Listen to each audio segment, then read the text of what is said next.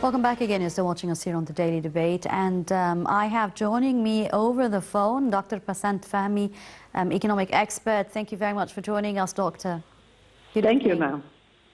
Dr. Passant, how do you view the link between Egypt's economic development and the development of the country's, or the change of the country's demographic face and growth?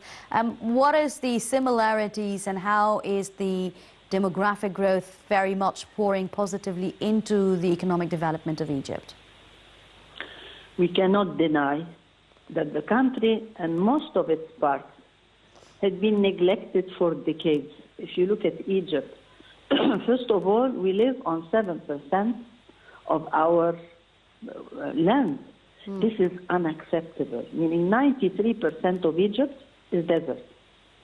Second, we have 27 governorates.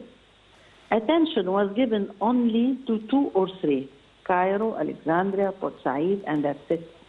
And the rest were left behind. Although the population has surpassed 100 million, you cannot disregard all that number and concentrate only on very limited number of governorates. Definitely this has caused a lot of problems, meaning, first of all, internal immigration. Everybody was living its own governorate, coming through towards those 3, one of the 3, trying to find ways of living. The second part, which is again, or the second problem, very dangerous, external immigration, illegal. And third, development of terrorism, development of crime, a neglection of a lot of wealth across the board. Until President Sisi came and we started by putting the mega plan of 2030. And in this plan, you want to develop a new Egypt, meaning building roads, first of all, infrastructure. We had, I don't want to say a very old standard of infrastructure. I can say that we did not really have infrastructure in the real sense. We needed roads, railways, electricity. I don't think that anybody had forgotten what we have suffered from a few years ago. No electricity, no water, no good life, no health services, no education. Every single sector of the economy of, or every single sector of the country was in a disaster. Then we have put in a very modest plan, which is the 2030. And why am I saying modest? Because it will increase our occupation or our development of our land from 7 to 30%, which is a record. And the second thing is that we're going to continue after that towards a different type of plans. We have it in place. But we started by this plan. This plan is to rebuild Egypt in a proper manner. We cannot ask from people or young generation, which is surpassing 50%, to give you proper work while they are not themselves brought properly. They need to live in decent places.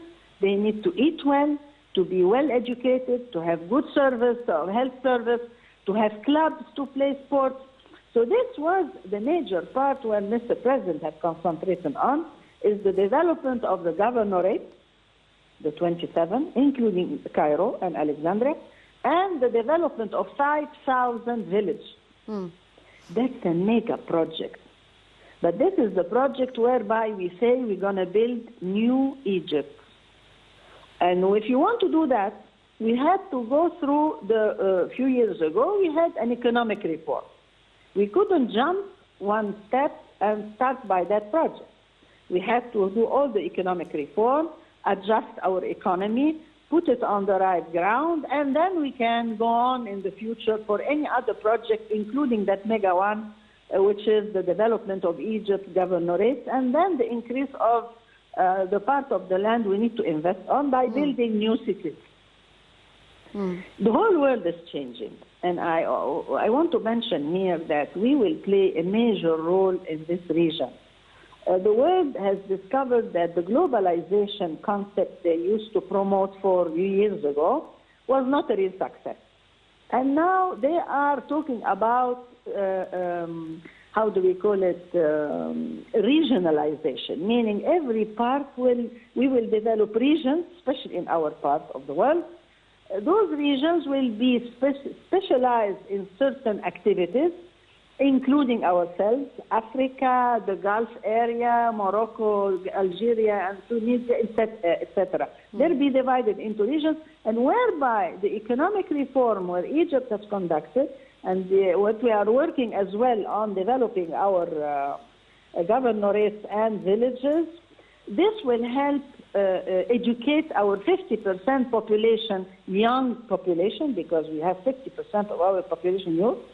Those will be the force to develop Egypt in the future and participate in the region in all aspects of other activities, whether would it be in the Gulf, or in the other part of the world, in Africa, and so on. Yes. So what we are doing actually is a very, very big project, very well studied, going positively, and the supervision of personally is giving it as well a big push to the future. Dr. Passant, allow me to further indulge into a couple of valid points that you have mentioned, and I'll start by asking you, I mean, do you think that since you've mentioned that eradicating slums would be also a way to eradicate terrorism, is there a relationship between eradicating slums and moving these people to a more decent, civilized life, and between the eradication of terrorism or countering terrorism, protecting the national security in Egypt? Would you elaborate on this point, please? The first project Mr. President had started by really fighting or achieving on the ground was to combat slums. I want to tell you that this was a time bomb. Slums, if you have visited that part of Cairo as well, behind the television. Yes. The slums are, how do we call it, a place where crimes, illegal matters, you name it, are developed in. Why? Because if you see how people were living there, you could understand immediately that this was a time bomb. Yes, I have actually on several occasions, yes. Exactly, it's just next to your to the TV station.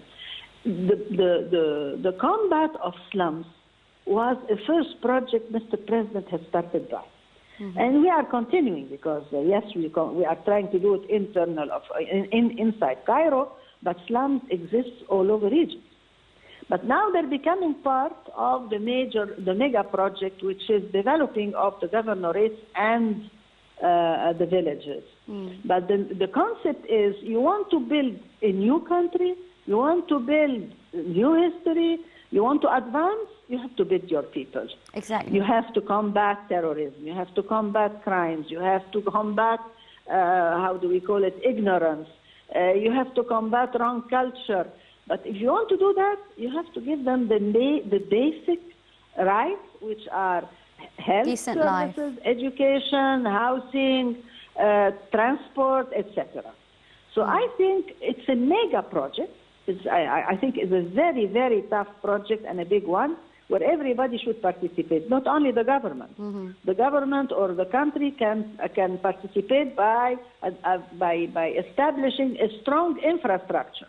But after that, you have a long list of requirements everywhere so that we develop the 27 governorates, combat the same time slums which exist in those governorates, and extend the occupation or the activation of our economic activities across Egypt to reach 30% by the year 2030. So it's one project, but you took it on phases. Now we're entering the very serious phase, which is the governorates and the villages. But this doesn't mean that the problem of the slums are left behind. No, we have achieved great achievements in combating slums in Port Said as well, in Alexandria, not only in Cairo. Yes. But it's a long list, and we have to do it carefully and very. Absolutely, Dr.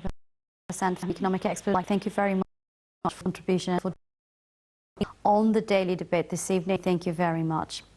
We still have more to talk about here. So much has been happening in Egypt during the past 6 years. It's just overwhelming and inspiring as well. But when you look at the greater picture, you see that we are definitely not just on the right track, but there's a lot of hope and so much light at the end of this tunnel coming up. We'll be right back after this break.